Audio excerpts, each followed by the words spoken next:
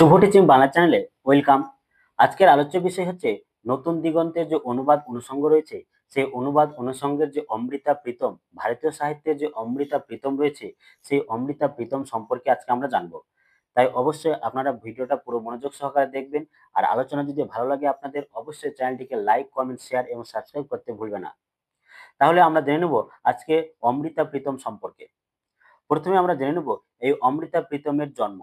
অমৃতা প্রীতমের জন্ম হচ্ছে 31শে আগস্ট 1919 খ্রিস্টাব্দে, আর মৃত্যু হচ্ছে 31শে অক্টোবর 2005 খ্রিস্টাব্দে।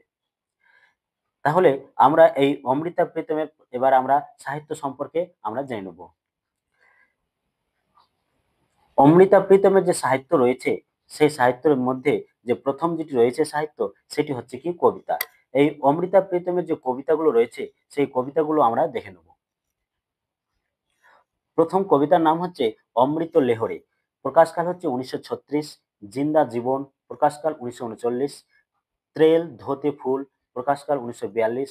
ও গীতন ভালিয়া, প্রকাশকাল 1942। বাত পাম দে লালি, প্রকাশকাল 1943। সিঞ্জ দে লালি, প্রকাশকাল হচ্ছে 1943। লোকপীড়া, প্রকাশকাল 1944। পাথর গীতে 1946। পাঞ্জাব দি আওয়াজ 1952। সুনহেহে 1955। অশোক চেতি 1957। কস্তুরী 1957। নাগমণি 1964। ইক্সি আনিতা 1964। চক নম্বর 60 1964। উনিঞ্জ দিন 1979। চুনি হুই কবিতায়ন এক বাত, এর প্রকাশকাল জানা যায়নি, অর্থাৎ এর প্রকাশকাল অজানা রয়েছে। এই ছিল অমৃতা সাহিত্যের যে কবিতাগুলো, সেই কবিতাগুলো আমরা জানলাম। এবার আমরা জেনে নেব এই অমৃতা প্রীতমের যে উপন্যাসগুলো রয়েছে, সেই উপন্যাসগুলো আমরা একে একে দেখে নেব। প্রথম উপন্যাসটি যে রয়েছে পিঞ্জর, আর এই পিঞ্জর উপন্যাসটি অমৃতা প্রীতমের খুবই গুরুত্বপূর্ণ উপন্যাস। পরীক্ষায় আসার জন্য কিন্তু খুবই ইম্পর্টেন্ট, তাই আপনারা অবশ্যই এই পিঞ্জর উপন্যাসটির প্রকাশকাল এবং নামটি কিন্তু মনে রাখবেন। পিঞ্জর উপন্যাসটি প্রকাশকাল হচ্ছে 1950। তারপর নেক্সট উপন্যাস হচ্ছে অমৃতা প্রীতমের ডাক্তার দেব 1947। ধরতি সাগর और সিপ্রিয়া 1955।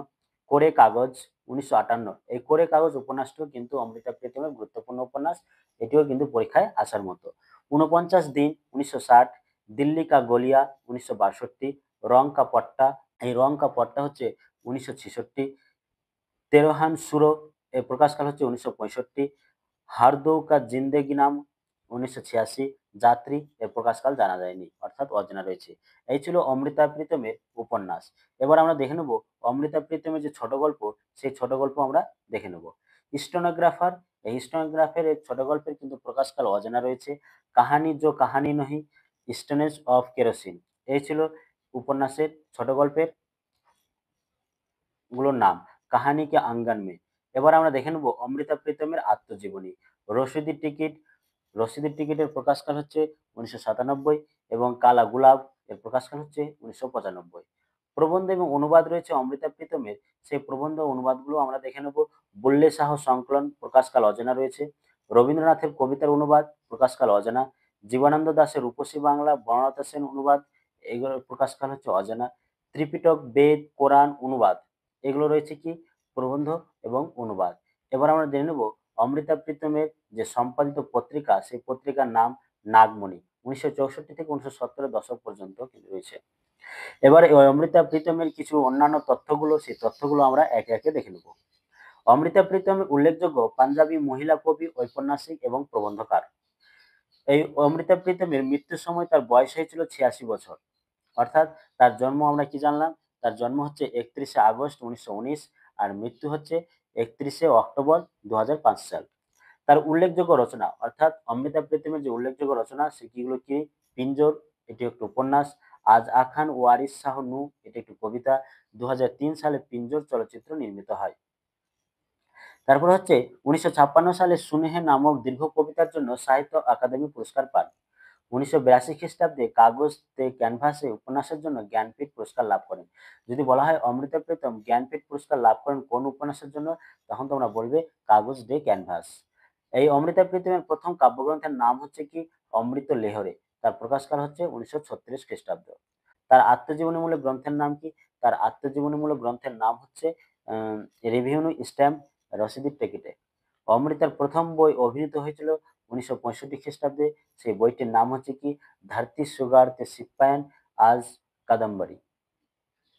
আমরা অমৃতা প্রীতম সম্পর্কে যে সাহিত্য তার সম্পর্কে কিছু ইনফরমেশন আমরা জানতে পারলাম। এবার আমরা দেখে নেব অমৃতা প্রীতমের কিছু গুরুত্বপূর্ণ প্রশ্ন। সেই প্রশ্নগুলো আপনারা অবশ্যই করার চেষ্টা করবেন। প্রথম প্রশ্ন হচ্ছে অমৃতা প্রীতম কোন ভাষা সাহিত্যের সাহিত্যিক? সঠিক উত্তর হচ্ছে কি পাঞ্জাবি। দ্বিতীয় প্রশ্ন হচ্ছে অমৃতা প্রীতমের পিতৃদত্ত নাম কি? সঠিক উত্তর হবে অমৃতা কাউর। অমৃতা প্রীতম কবে জন্মগ্রহণ করেন? অমৃতা প্রীতম জন্মগ্রহণ করেন 1919 খ্রিস্টাব্দে 31শে আগস্ট। অমৃতা প্রীতমের প্রথম কাব্যগ্রন্থের নাম কি? এর সঠিক উত্তর কি হবে বলেন তো? এই প্রশ্নটা কিন্তু আপনাদের ইনফরমেশনে কিন্তু দেওয়া হয়েছে। এর সঠিক উত্তর হবে কি অমৃত লেহরে। প্রকাশকাল কত? 1936। কোন কবিতার জন্য তিনি সাহিত্য একাডেমি পুরস্কার পান? সঠিক উত্তর হবে সুনেহে। কোন উপন্যাস রচনার জন্য অমৃতা প্রীতম জ্ঞানপীঠ পুরস্কার লাভ করেন? এর সঠিক উত্তর হবে কাগজ কে ক্যানভাস। অমৃতা প্রীতম কবে পদ্মশ্রী সম্মানে ভূষিত হন? অমৃতা প্রীতম পদ্মশ্রী সম্মানে ভূষিত হন কত সালে? এর সঠিক উত্তর হবে কি 1969 খ্রিস্টাব্দে। অমৃতা প্রীতম রচিত প্রথম উপন্যাস কোনটি? অমৃতা রচিত প্রথম উপন্যাস হচ্ছে পিঞ্জর। অমৃতা প্রীতম কবে পদ্মবিভূষণ সম্মানে সম্মানিত হন?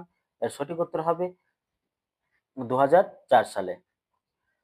কত সালে অমৃতা প্রীতম পরলোক গমন করেন?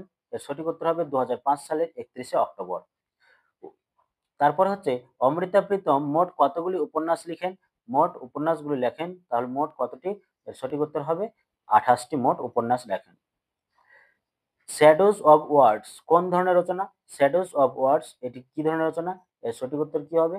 এর সঠিক উত্তর হবে আত্মজীবনীমূলক রচনা। নেক্সট প্রশ্ন হচ্ছে অমৃতা প্রীতম সম্পাদিত পত্রিকাটির নাম কি? নাগমণি হচ্ছে পত্রিকাটির সম্পাদিত পত্রিকাটির নাম।